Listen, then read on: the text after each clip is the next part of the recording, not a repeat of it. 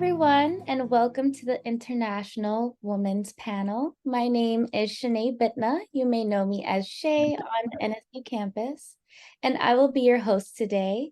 NSU has a special place in my heart. It has provided me with many experiences shaping me into the woman and leader that I am today. My family originated from the Twin Islands, Trinidad and Tobago, and I was the first to be born in the United States to pursue my studies at college and university. I received my double bachelor's in dance and communications in 2017 and furthered my education receiving my master's in college student affairs in 2020. I currently work for the Florida Department of Health full-time as a COVID-19 investigator. I'm also the head coach for the NSU Sharkettes dance team, and I am a small business owner to Aurora and Company.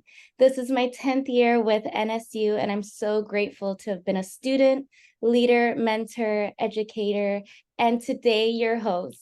I am so excited for our webinar today as we celebrate International Women's Day. I'm most excited to learn about the powerful women we have right here in our community, as well as on this webinar.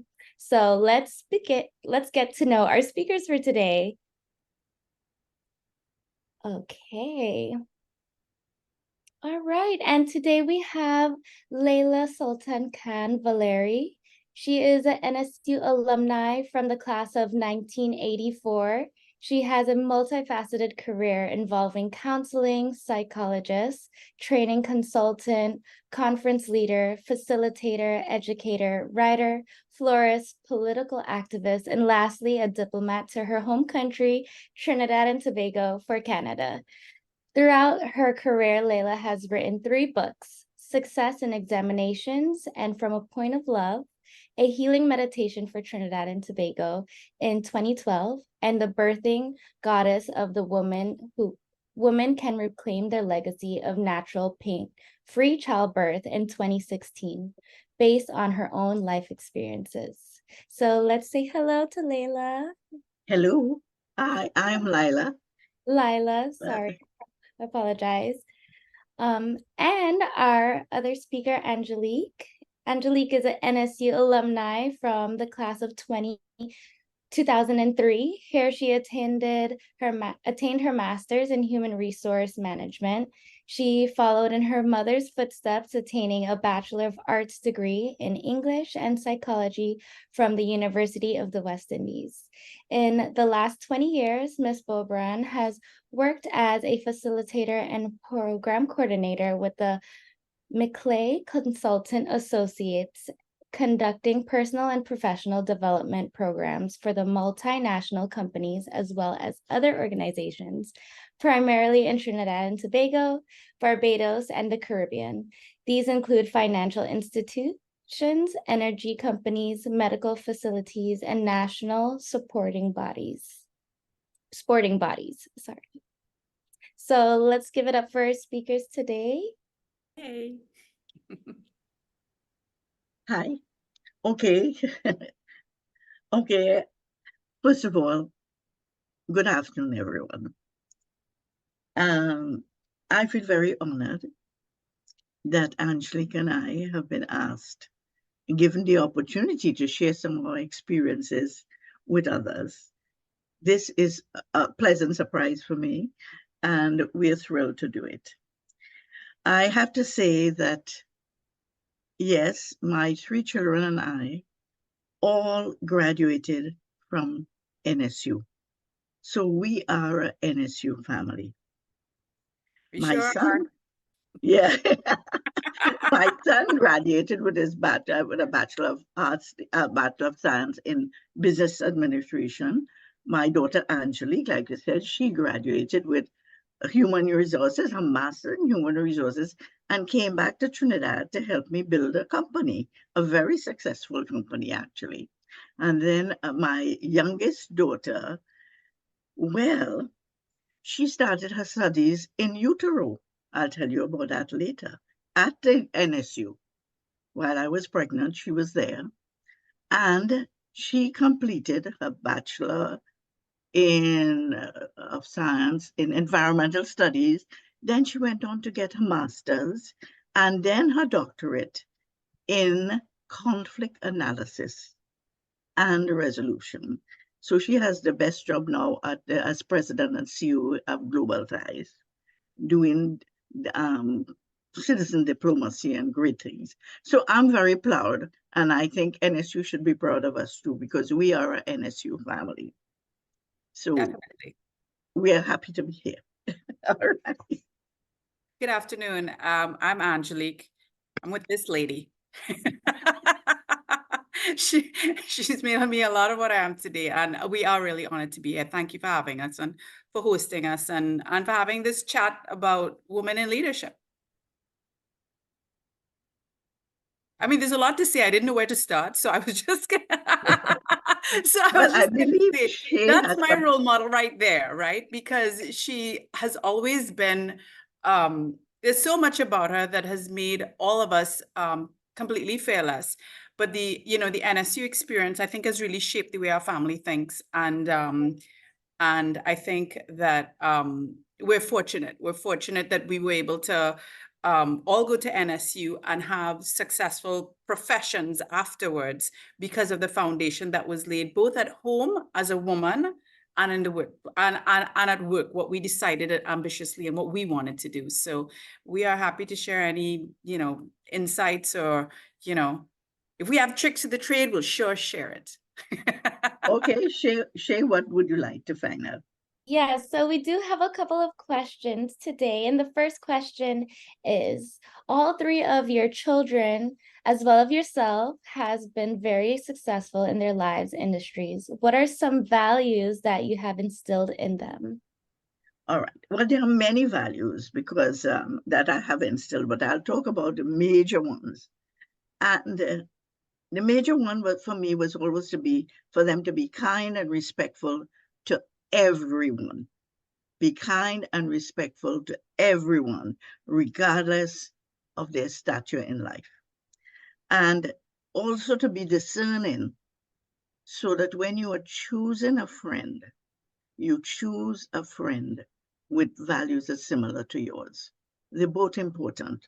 Be kind and respectful, but be discerning. And as far as their friends were concerned, that is a very important thing in life, because I used to monitor their friends too, to make sure that their values fit, because friends can be very powerful in your life and you need them.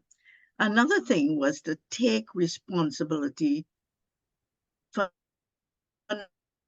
not only your actions, but your feelings and your thoughts also.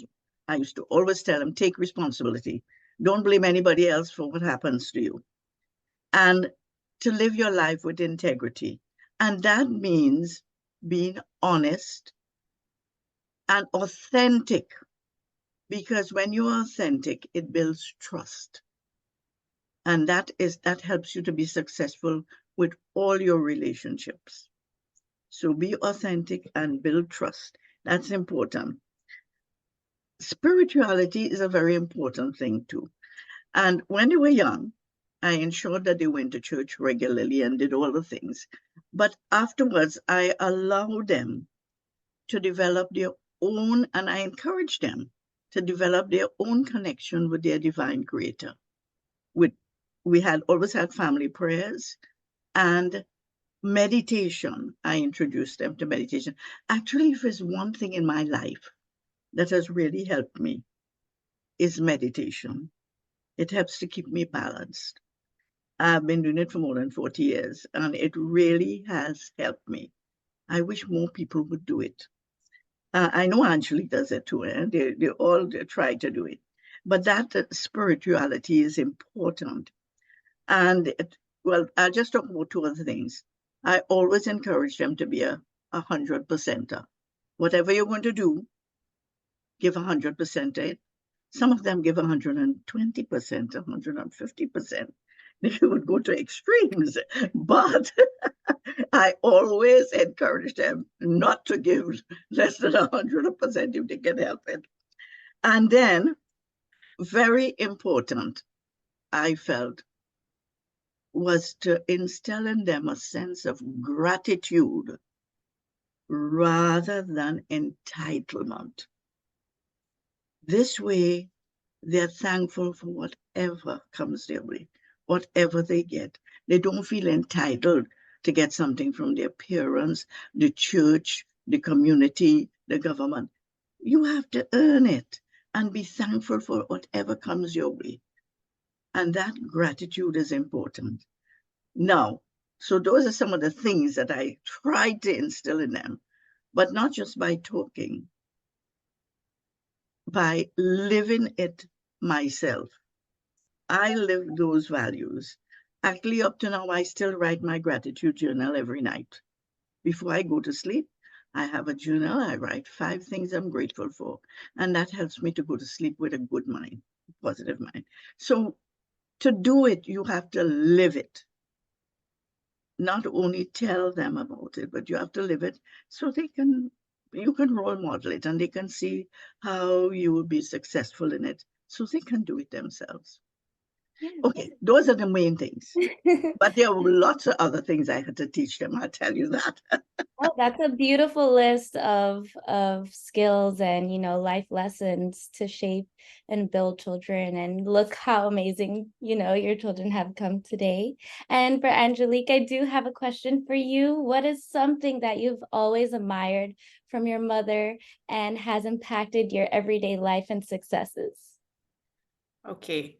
So, Mom, you might blush a bit, so be prepared. Um,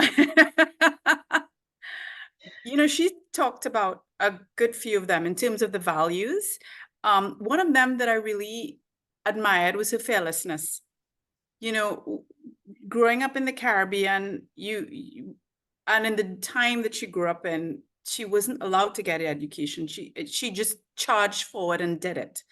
As a female, as the first one to go to high school in her and then university. And she always, I liked that. And she always asked questions and made us comfortable to ask questions, which is not of, it's anybody from the colonies. That's not something that's reinforced, but she always encouraged us to ask questions, to be open, and to be okay with not knowing. And that's all part of the fearlessness group. Another thing that she taught us was, she said it, set standards. I mean, we had to, when we wrote something for her, she was an English teacher and she would walk through the writing pen and correct it. And we would be so frustrated. But at the end of the day, it was this ability to constantly strive to improve. And I think that is really important. So you don't become complacent in both your personal and your work life. And that also begets paying attention to detail. So it's you're balancing that fine line and being thorough. I also thought that she never allowed society to define her. Never. Even when, society was telling her by age, demographic, to box her and tell her, despite what the patriarchy was, what she should be doing or dictate her path, she just did it on her own. And that gave me, I've always found by watching her do it as a role model, it gave me permission to do the same and to be as fearless. And of course, I always saw her support other women. I always saw us supporting other women. And for me, I started to embed that in my life. And it's not by major things, it was by little things, like by, you see a mom with a baby, having a hard time. And you're like, do you want me to hold the baby? I'll just stand up here and hold while you catch yourself. And those little things, I think, all make a difference in supporting women. You don't have to know them. You could be at the cash register and see that you could do without the chocolate, and you see like a mom trying to buy milk or diapers, so to me, supporting other women or fixing their lipstick, adjusting their crown, as they say, just helping, just supporting in whatever way you can, I think goes a long way for the community of international women, loving each other and being a sisterhood and knowing that we're all in it together. And if you succeed, I succeed. So those are some of the values that I still do it. I have great friends who all do the same for me. And they also tell me when I'm kind of should be doing the right thing, doing some, maybe handling in a better way. They also do that for me as well. And that I'm grateful for. Yes, that's a beautiful representation of a strong, loving, powerful woman. And that's a beautiful representation of how we should live our lives. Now, for both of you, I have a question, and either one can answer first. What are some tips that you can give to fellow women in achieving success in the workplace? Mom, you want to go first? Lead the way, Well, Lyle. okay, but you are still in the work world, so I thought that you may have some up-to-date things to do. I have the fundamental that you do for everybody. For instance, I always strive to live by a quotation from Khalil Gibran, the Lebanese poet. He says, "Work is love made visible." So whatever you're doing in your work, do it with love. Do it as a form of service. Do it as a form of helping to empower others and to help others. So always do your work with love, because you're dealing with people, and do it in a very sincere manner, that I am contributing to the world in this way, or to people in this way. And with your colleagues at work, avoid competition. Avoid it. Try not to compete. Be supportive to your colleagues, and that will help you in your work. Help others to improve themselves, and that will help you in your workplace. You get fulfillment, and the workplace will have a better energy. So those are the two things I wanted to emphasize: support rather than compete, and work as service given with love. Don't just look at your work as a job to get money. No, no, no, no, no, no. That's limiting you and limiting yourself for what can come into you. Okay, and you tell them what they do now. Sure thing. We worked together as a team for about 12 to 15 years. And Yes, it that's was right. as a mother and daughter team. Who are we very strong? Definitely, with personalities. So we had to navigate being mother-daughter relationship and equal relationship.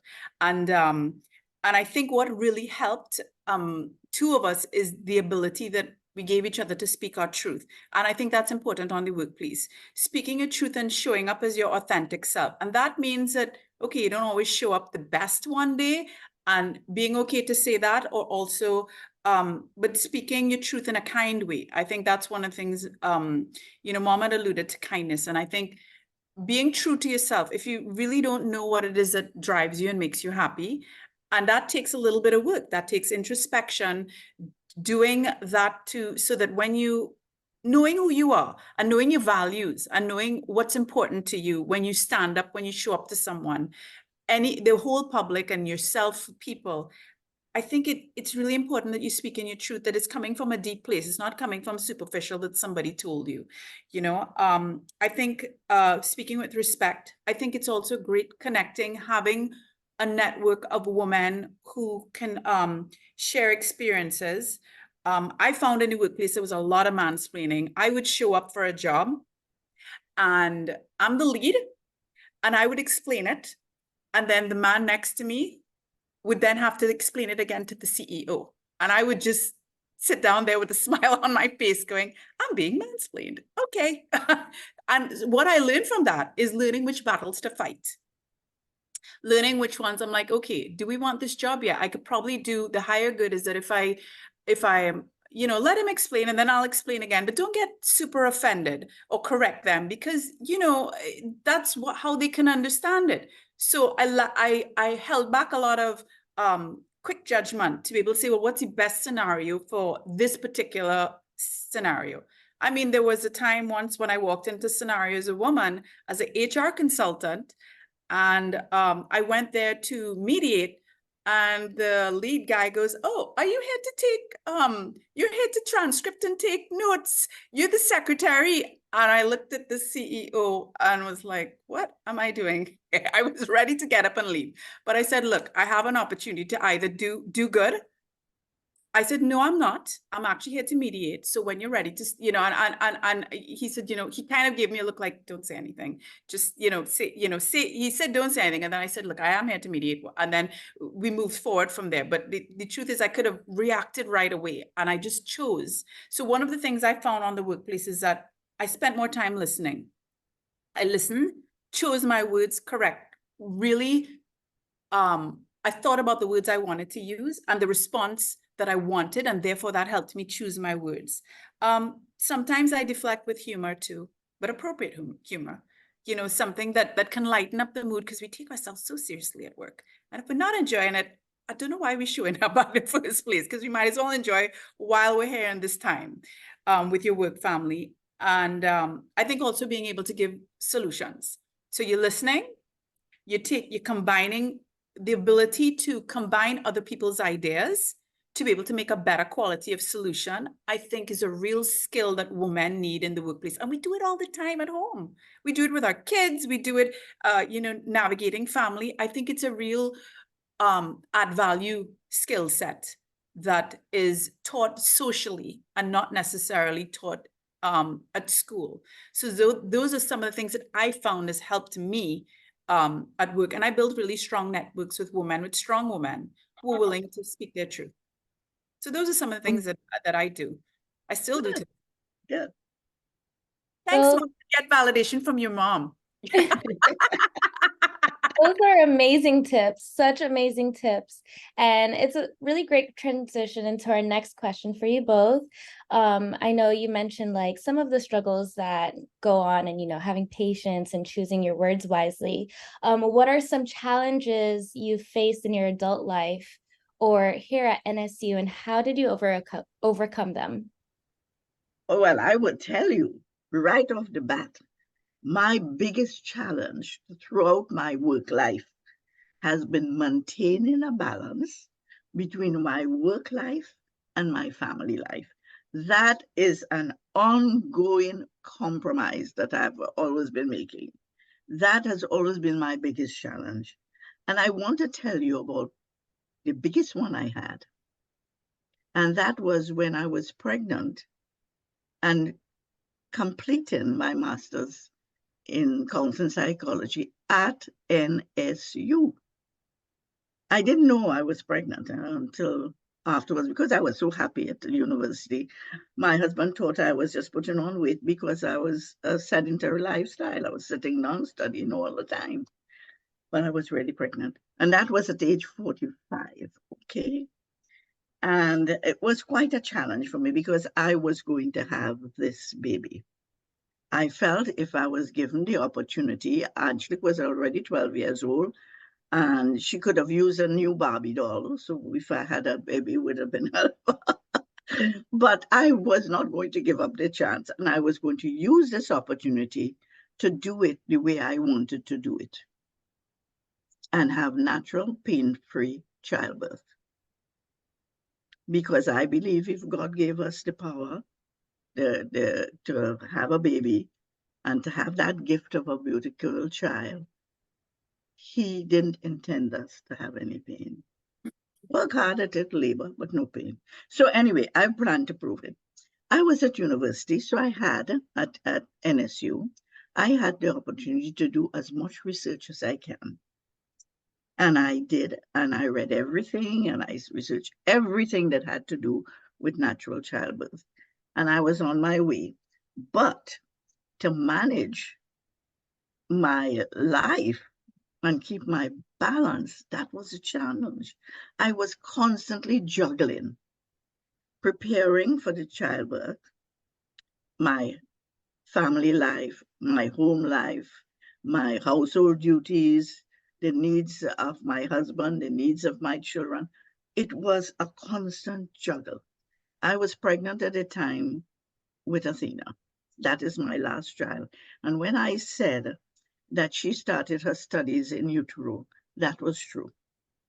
Because one of the things that helped me was sharing everything I was learning with her. And that was a help for me. I would explain things to her over and over, complex information, until it became clearer to me. But I engaged her as my study partner, and I engaged my husband and my children as the help I was going to get to do this big project, which was having a baby. So everybody pitched in to help, even though I was trying. And it is important to take whatever help you can get with whatever challenges you get, and to be flexible enough to be able to shift and think for whatever that comes up.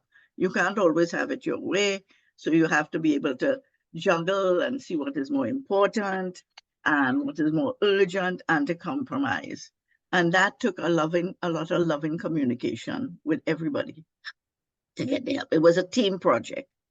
Now, I want to tell you a little bit about something which is interesting. When I was I was doing my final exam, one of my final exams actually, and I was so huge. I was about to have the baby about then, so huge. I couldn't even fit on the chair, on the desk to do the baby. So I sat on the floor with my back against the wall and wrote my exam. And I still made an A. So the point about it is you have to be flexible enough to do whatever you have. And I have to tell you this one. In one of the questions that I was asked at the exam, I couldn't find the correct answer. I couldn't remember it. Even though I knew it, I couldn't remember it. I couldn't recall it. So I mentally asked Athena in utero, can you remember what's the answer to that? And immediately the answer came to me. So there.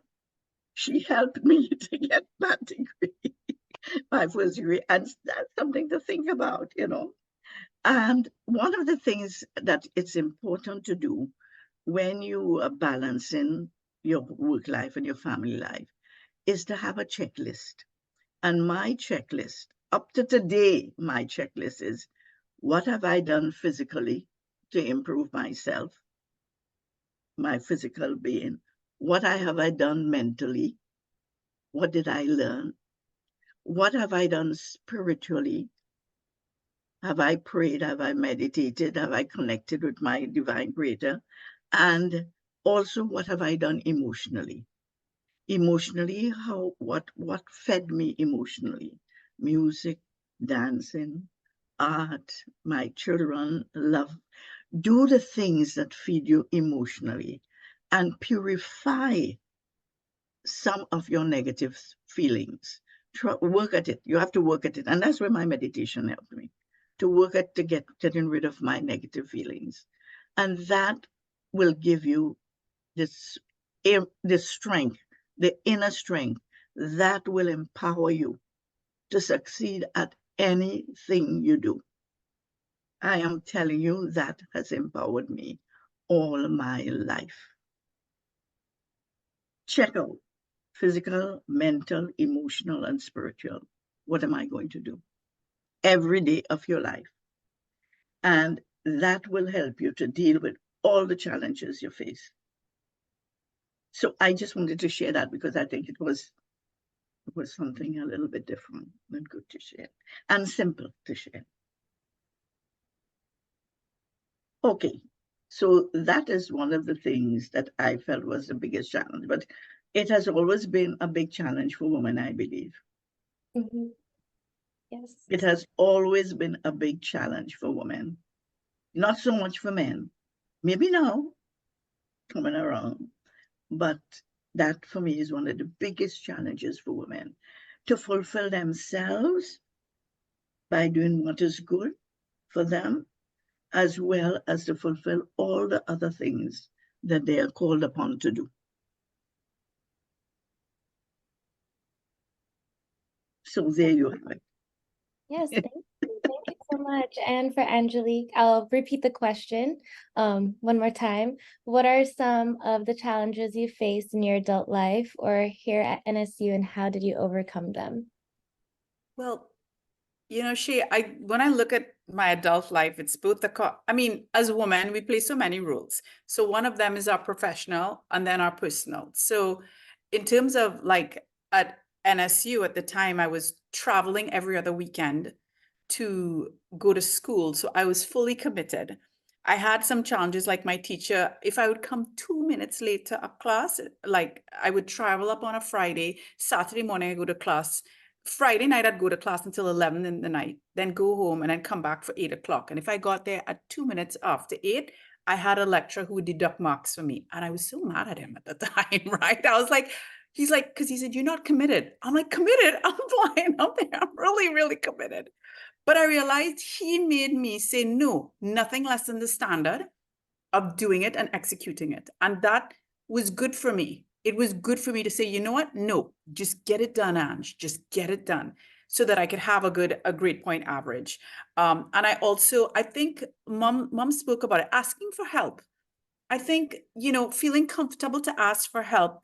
And I wasn't sure how to manage the timelines because I wasn't there to have the group meetings during the week.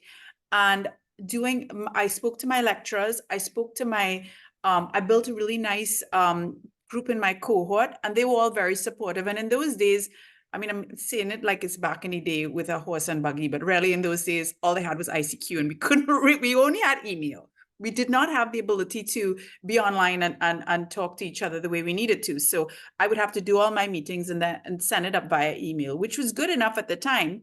It wasn't snail mail, but it was still good enough at the time so that we could coordinate. And I found both the lecturers and all the students were always really willing to help me solve the problems together. So I didn't feel like I was in it alone at NSU. And that's always something that has stuck with me at NSU. I always felt supported. I always felt I was able to do it. And still some of that network I'm connected to today with NSU and the things that they shared and the experiences. And I think it equipped me naturally now that when there's a problem in front of me, I just brainstorm more than 1 or 2 solutions or issues. And if I'm not sure, ask somebody for help. It's okay. It's okay and even if they don't directly know anything about it, that's okay too, because they're bringing a different, diverse perspective, which I wouldn't think of going the channel of HR. So when you hear somebody from the business school or somebody from the art school, they have a completely different perspective, which sometimes adds to the better quality of solution to address an issue. So that was me work life. And personal life, I found that, having to reinvent myself and re-identify who I was after we had a long work tenure together, which was successful. And then at age 35, somebody asked me to be HR consultant. I'm like, I don't know what that is, but sure. I just went into it fearlessly. And that has continued throughout my life. And I'm really grateful because, I was scared, but I still did it. I said, to let me try, and I will give it 120, which is what I did. And then as a woman, you have your relationships. And at one point I was post-divorce, and I was figuring out, well, what makes me happy and what is personally, who am I identifying as, not when you're as a couple, because you're supposed to identify as a couple and then you identify as a single mom being strong. And, all of that, I think, helped me overcome many things that would help me be a better person and be a happier person, be a more open person and a fearless person. And I made mistakes, but and then I just switched things. So even I did HR for so many years. And then one day I was like, you know what? I think somebody offered me, I was fortunate to get offered a job selling education apps. I only did sales when we were doing it. So I was like, I don't know a thing about sales, but you know what? All of my experiences from since I was small being in education throughout, that Shay, being in the British education system and different education systems prepared me to understand the application of American apps to the different education systems. So everything you do, if you take it as a learning experience, you realize you don't even know until you're at another end of it. And you realize, oh my gosh, this is serving me great. I chose to learn from it. So I think learning and building those strong networks that support you to take chances, to take risks, personal and professionally, make you be more than who you thought you could be from the box of what society tells you and what profession tells you. It empowers you to do more and be more and rise when, and you don't do it on your own. Look, I had my mom. That's the shoulders of which I'm standing on. That is why I go back to supporting other women. do that and give them permission to do something different.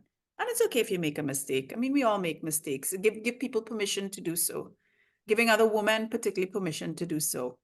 And I found that that has helped me overcome many of my challenges in life. Thank you so much for both of your answers. You know, as women, there's a lot that we experience in the workplace, in our personal lives, and it's very empowering to hear both of you speak positivity in your challenges, you know, and seeing today what your challenges what it's brought you and how you've overcame it and how it's helping you in your today life, or, you know, the next steps forward to your next goal, or, you know, next situation you're putting your risks in, and, you know, your endeavors. For both of you, what was your biggest takeaway from NSU? Oh, well, my own was the flexibility in the program in my time in 1984, okay? I had one more course to complete before I got my master's, but I had to go back to Trinidad. So how was I going to do it? Well, the professor was very kind, and I guess in those days you didn't have online, you didn't even have email as much. So it was, they would send down the whatever request, the assignment for me, and I would do it and post it back up by snail mail. And they got it, snail mail, and they would correct it. And then they would send it back to me. And then I would send back. That is how I was able to complete my work. Snail mail. So I was very thankful and grateful that they allowed me to do that last course in Trinidad, and not online and not all of these fancy things we have now with true snail mail. And I was able to do it. And still a graduate with a 4-point average. Way to go. You know, but that was one of the things. And all the professors, in those days we had smaller classes. Well, I think so. You got to know the professors, you got to know their names, you got to know, and you felt that they had a personal interest in you. I really, really enjoyed going to NSU. Really enjoyed. It was enjoyable. And I guess I am very thrilled that 3 of my children all went there and enjoyed it too. It tells something about NSU. It does. It gave us the foundation. And I really do appreciate it very, very much. Yes. Even doing this, it's something that I am thankful for. You know, and to Renee, Shay, and all those who took the time and the effort to put this together. Thank you. I really do appreciate it. Thank you. Yes, yes. Thank you so much, NSU and our community. Even though we're small, we're powerful. And it just shows within Yes, this webinar today, you know, just coming from different, I don't know where everyone is, but just coming together wherever we are, it shows that we're still connected. And even though we're small, we're still powerful and mighty. Before Angelique answers her question, if anyone in the webinar has any questions and you want to put them in, so we could at least have them ready to ask. And I'll repeat the question one more time for you, Angelique. What was your biggest takeaway from NSU? You know, I want to add to what Mom said. You know, imagine 4 of us went to different points in time to NSU. So it's literally, you know, Mom went, my brother went before, and then my mom went, and then my sister started to go, but she was an undergraduate, and then I was doing my graduate. So we all went to different places in our degrees, you know, undergraduate, doctorate, masters. We all went to different places. And it gave us a love for learning. And I think that that gets lost sometimes in the education system. Just the joy of wanting to research something and go all the way to the end. And go all the way to the end, meaning being thorough. So I remember doing a project on nonverbal communication. And up to this day, I use that. Up to this day, I use the things that I learned. So that joy and love for learning, I think it gave me, it also gave me the ability to navigate personalities that were dissimilar to mine, but not necessarily wrong. And I liked that. So I learned to navigate different people in a smaller microcosm, and we still had to work together to all get a good grade. And to be able to join their ideas, to consolidate for consensus, because that's a different thing. Getting consensus where we all say yes means that you really have to hash it through and have the discussions to hear the different perspectives.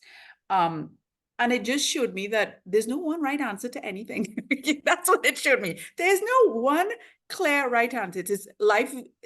Solutions are organic, even coming up with them, and even there are multiple solutions to whatever the issue or problem is. And I think having that mindset automatically, it empowers you, because you feel like you're not without resources or without ways in which to help us a scenario, add value.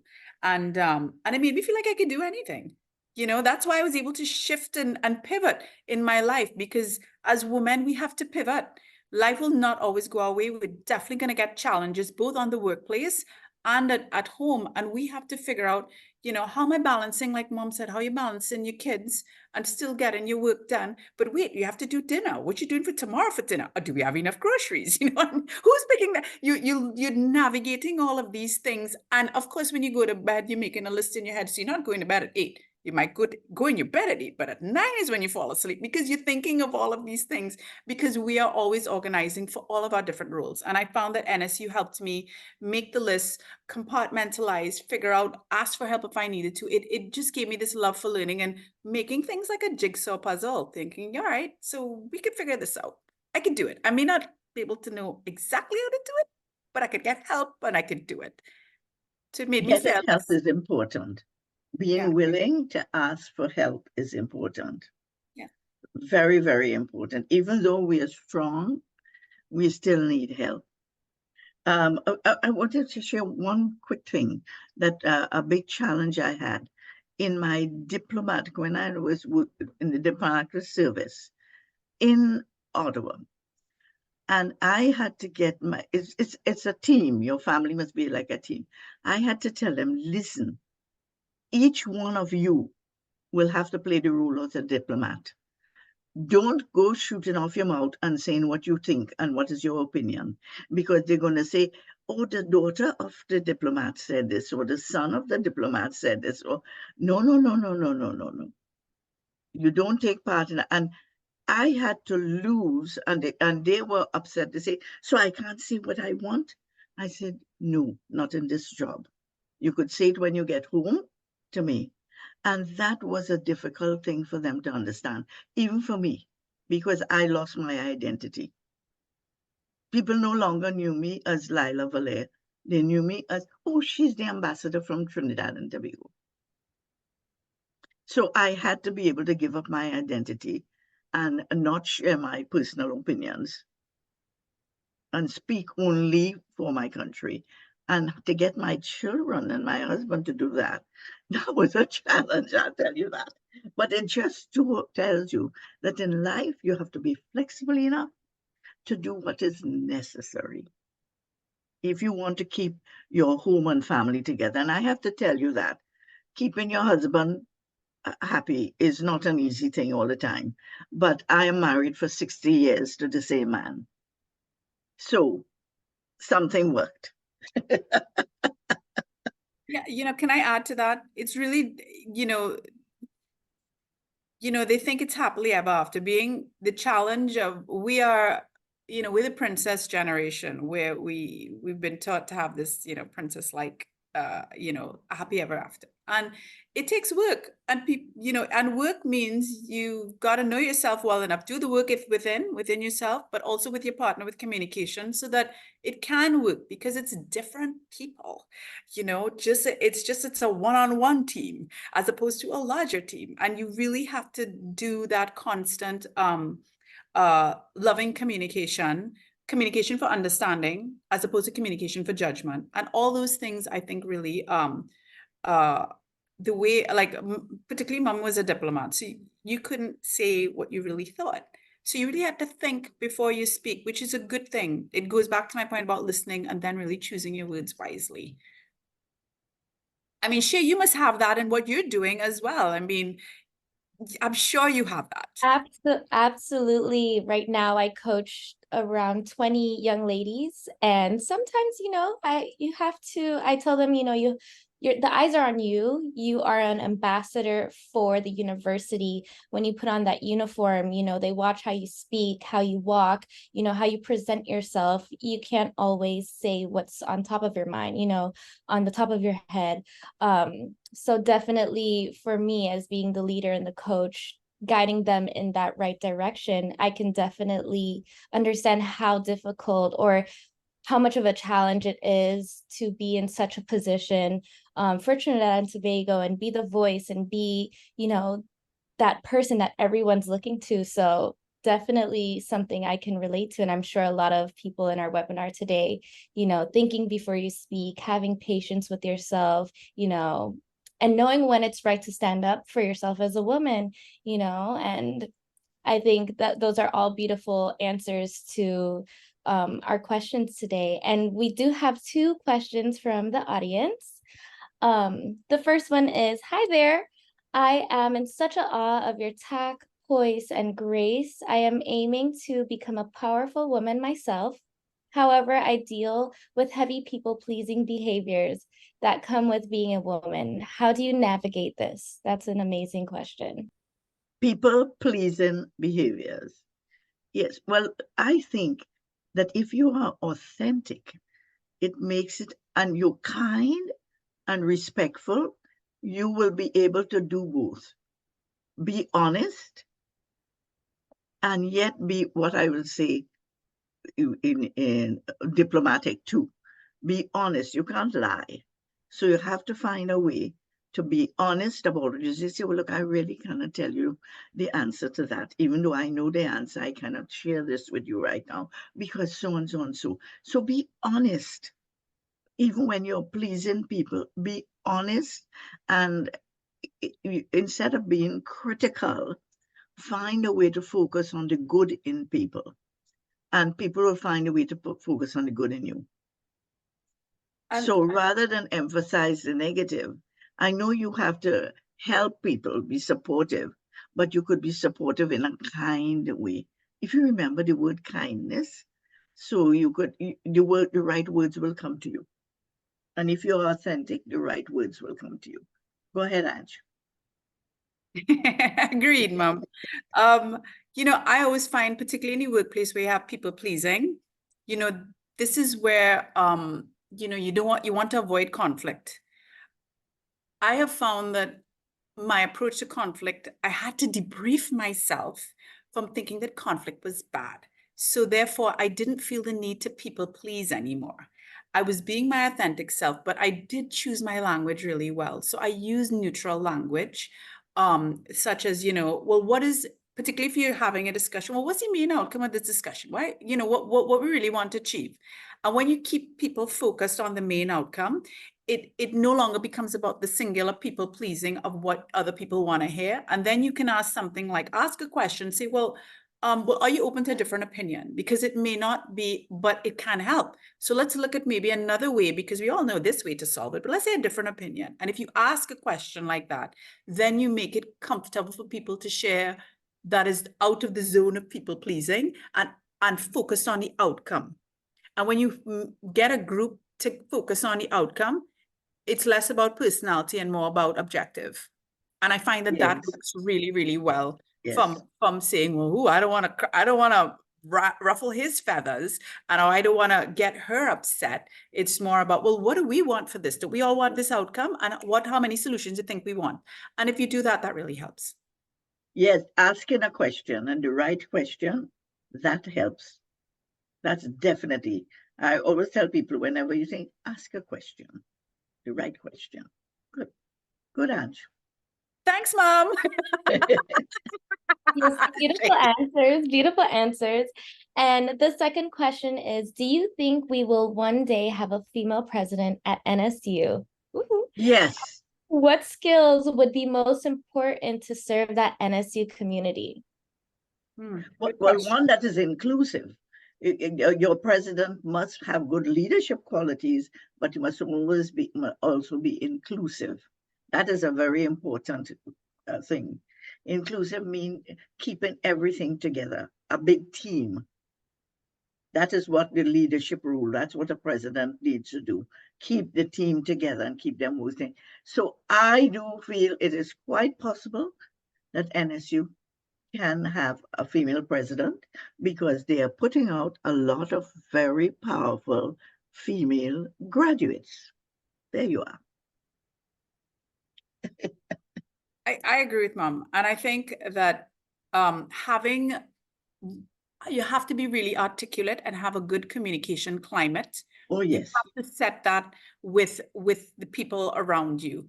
And that's where you allow the differing opinions to come in and allow people to share fully. I also think having a clear strategic plan has to be outlined where it's constantly being communicated. So everybody as a leader, as a female leader, everybody, she's constantly reminding them, remember, this is what we're doing. Remember, this is the outcome. This is where we're going. How you think we could do it? Constantly reminding them of the direction and the objectives that they all want to achieve, and allowing them the inclusiveness that Mom was speaking about is allowing people to have a voice so they can weigh in and they can feel they're part of the solution, because that's what gets the buy-in. So people will all feel like they're contributing to a larger whole of success. So success is no longer personal of me pushing this paper every day. It's by pushing this paper, I'm adding this to the department, adding this to the larger faculty, I'm adding this to the whole community of NSU. And I think those are just some of the things off the top of my head that I think that you would need as a leader. I mean, being respectful and kind in the way, you really have to choose the way in which you're speaking. I think that would really help. But yeah, those are just the things off the top of my head. Yes, absolutely. And hopefully we can have a woman as president very soon, and we can see that. Thank you so much for everyone who asked questions. Those are amazing questions. We do have a couple of comments. From our first comment, it says, I do not have a specific question, but I must say most of what I wanted to know was well presented. I feel very inspired right now, from Siddiqa. And our second comment is, thank you for such an inspiring and thought-provoking webinar in the company of such generous and accomplished women leaders, onward and upward. I just want to thank everyone so much for taking time to come on this webinar. Thank you so much to our speakers. They are, as you can tell, amazing, empowering, thoughtful, powerful, provoking, just amazing minds, beautiful souls, spiritual well-being inside and out. Thank you so much for taking time to speak to us today and answer questions and share a part of your life with us, your personal life as well as your work life. And I'm sure that there are so many goals that you will continue to achieve moving forward. For everyone tuning in, thank you so much for spending time with us. I will pass it on to Renee. Hi, everyone. I'm not sure if you can Hi. see my video. For some reason, I can't see me. You can? Yes, we can see you. Okay, We perfect. can see you. I just wanted to extend my thank yous to everyone, Shay, Lila, and Angelique. Just so you all know, Angelique is broadcasting from Jamaica. She's not even in the States. So the fact that she was able to make the time out of her busy schedule from another country, definitely greatly appreciate that. So thank you so much to everyone who jumped on today. We will be sending this recording out sometime this week. I am grateful for everyone being here today. Thank you. Thank you very much, Renee. Thank you. Thank you, Renee. Thank you, Shay. Thank you for asking all of those Shay. questions. Thank you for repping, from the Caribbean as a strong woman, and Renee. So, and we're doing our great things wherever we are. NSU is equipping us to go out there and shake up the world a bit. Great.